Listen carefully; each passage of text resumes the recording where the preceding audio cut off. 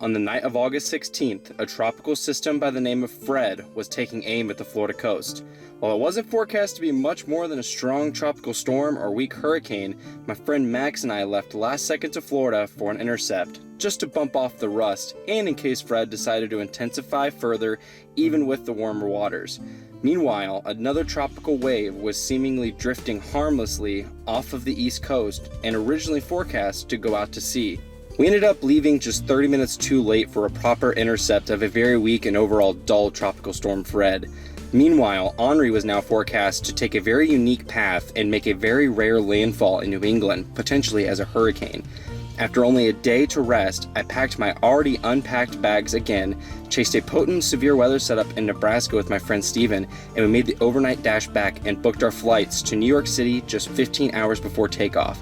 And we're able to thankfully catch a nap at the airport. We're going to be cutting it by the skin of our teeth, but the plan is now to leave in about 30 minutes, hit the road, go to Denver, hopefully film tornadoes, and then bolt back to Dallas, catch a flight on Friday, and then fly up to Boston, Massachusetts. I'm excited to put together this documentary for this video, and hopefully we have really good results to show for it. And until then, we will see everybody on the flip side.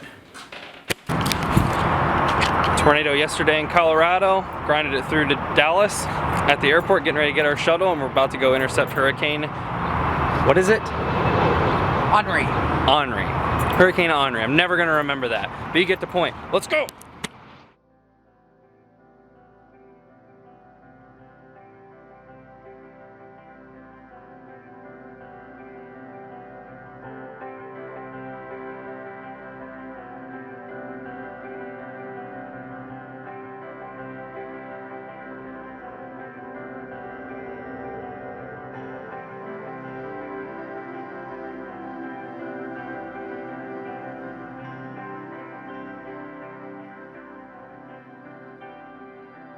With model trends shifting east, we hopped on a ferry last second and made our way to Connecticut and eventually Rhode Island, where a unique combination of onshore flow, topography, a full moon, and high tide made for dramatic scenes as huge waves came crashing in along the shoreline, something I have always dreamed of capturing.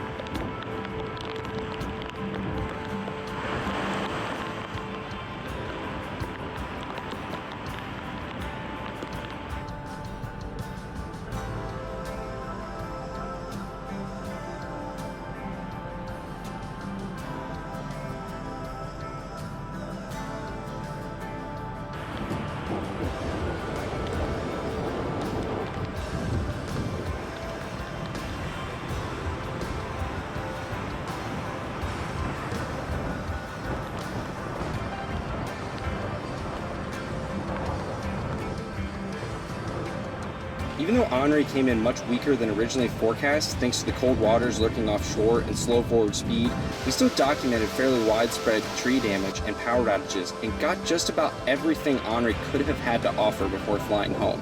Something tells me the season is far from over.